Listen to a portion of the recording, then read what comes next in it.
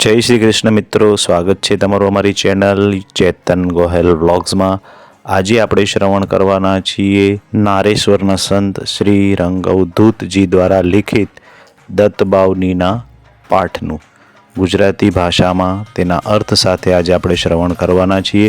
તો વિડીયોમાં અંત સુધી જોડાયેલા રહેજો અને જો ચેનલમાં નવા હોય તો ચેનલને સબસ્ક્રાઈબ કરી કોમેન્ટમાં જય શ્રી કૃષ્ણ અવશ્ય લખી દેશો। હે યોગીશ્વર, હે દયાળુ દત્ત પ્રભુ, તારો જય હો। આ જગતમાં તું જ એકમાત્ર રક્ષણ કરનારો છે। અત્રિ અને અનસૂયાને નિમિત્ત કરીને તું ખરેખર આ જગત માટે પ્રગટ થયો છે।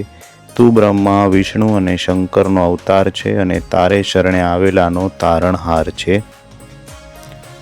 તું અંતરમાં સચ્ચિદાનંદ રૂપે નિયમન કરનાર છે અને બહાર બે હાથ અને સુંદર મુખધારી સુદૃઢ છે।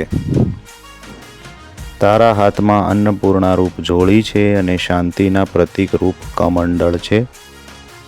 ક્યાંક તારા 4 હાથ છે તો ક્યાંક 6 હાથ। ખરેખર તું તો અસંખ્ય હાથવાળો છે। એક અજાણ્યો બાળક તારા શરણે આવ્યો છે। હે દિગંબર, તું ઉઠ, એનો જીવ જતો રહે એમ છે। અગાઉ સહસ્ત્રાર્જુનનો પોકાર સાંભળીને તું જાતે પ્રસન્ન થયો હતો। એને અપાર રિદ્ધિ અને સિદ્ધિ આપ્યા પછી અંતે મહાપદ રૂપી મુક્તિ આપી હતી। તે આજે કેમ વિલંબ કર્યો છે? મને તારા વિના કોઈનો આધાર નથી।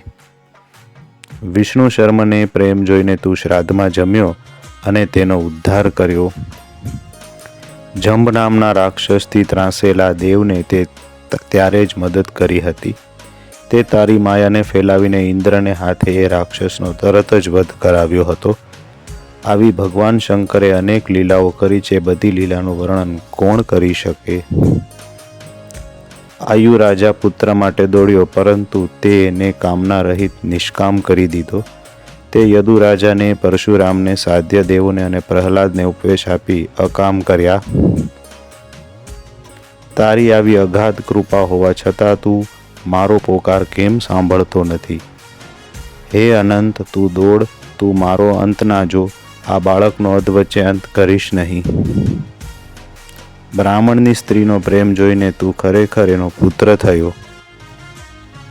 હે સ્મરણ માત્ર હાજર થનાર, હે કલીમાં તારનાર, હે કૃપાળુ, તે છેક ગમાર એવા ધોબીને પણ તાર્યો છે।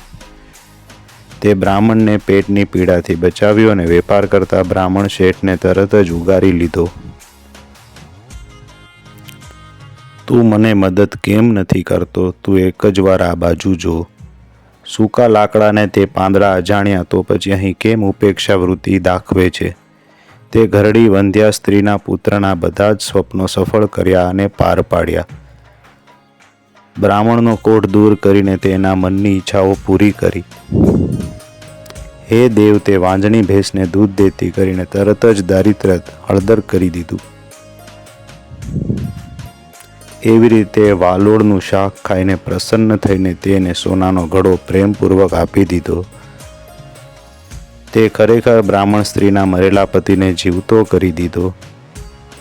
પિશાચ પીડા દૂર કરીને તે બ્રાહ્મણના મરેલા પુત્રને ફરી જીવતો કર્યો।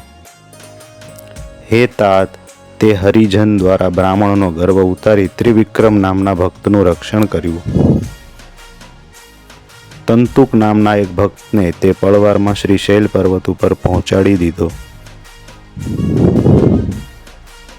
હે દેવ, આપ અરૂપ હોવા છતાં ઘણા રૂપ ધારણ કરી એક સાથે 8 સ્વરૂપ લઈ તમારા ખાનદાન ભક્તોને પરચાઓ આપીને સંતોષ્યા।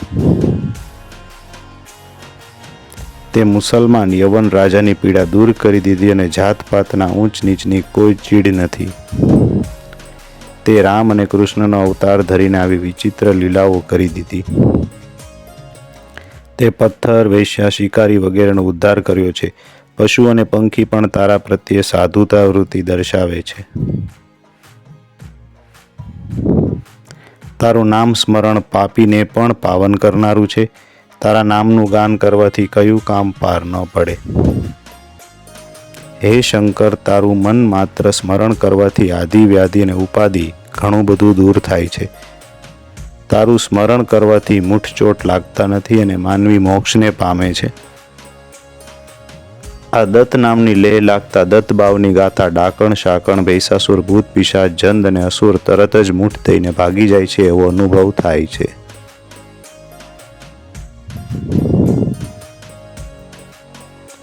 જે કોઈ ધૂપ કરીને આ દત્ત બાવની પ્રેમપૂર્વક ગાય છે તેને આ લોક અને પરલોક એમ બંને લોક સુધરે છે. તેને ક્યાંય પણ શોક રહેતો નથી. સિદ્ધિ તેની દાસી થાય છે અને તેના દુઃખ અને દારિદ્ર્ય ટળી જાય છે. જે કોઈ 52 ગુરુવારે નિયમપૂર્વક હંમેશા દત્ત બાવનીના 52 પાઠ કરે છે, સમય મળે ત્યારે પણ હંમેશા નિયમાનુસાર પાઠ કરે તો તેને કોઈ દિવસ યમરાજા શિક્ષા કરતો નથી. અનેક રૂપ હોવા છતાં એના મૂળ સ્વરૂપમાં કોઈ ફેર પડતો નથી. એને ભજવાથી માયાનો રંગ પણ નડતો નથી. હજારો નામ હોવા છતાં એ નામી દિગંબર દત્ત તો એક જ છે જે અસંગ નિર્લેપ છે. હું તને વારંવાર વંદન કરું છું. ખરેખર આ વેદો તારા શ્વાસમાંથી પ્રગટ થયા છે. જ્યાં વર્ણન કરતા શેષ ભગવાન પણ થાકી જાય, જેને અનેક જન્મો લીધા છે એવા મારા જેવા રાંકનું તો શું ગજું. અનુભવના પરિપાક રૂપ આ વાણીને જે હસી નાખશે તે માયાથી માર ખાશે. હે તપસી, હે દેવ, હે તત્ તું ત્વમ છો. બધા શ્રી ગુરુદેવની જય જય બોલો. બોલીએ દત્તાત્રેય ભગવાનની જય. આ દત્ત બાવનીમાં કહ્યા મુજબ જે કોઈ વ્યક્તિ 52 ગુરુવાર સુધી આ દત્ત બાવનીનો પાઠ કરે છે તેને ક્યારેય પણ યમરાજાના તેડા આવતા નથી, જે ગુરુદત્ત ભગવાનનું વચન છે. તો મિત્રો, આ હતો દત્ત બાવનીનો પાઠ.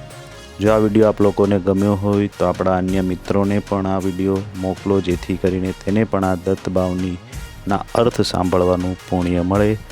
ફરી મળીશું કોઈ નવા વિડીયો સાથે. ત્યાં સુધી અમને રજા આપશો. આમાં કંઈ ભૂલ રહી ગઈ હોય તો અમને ક્ષમા કરશો.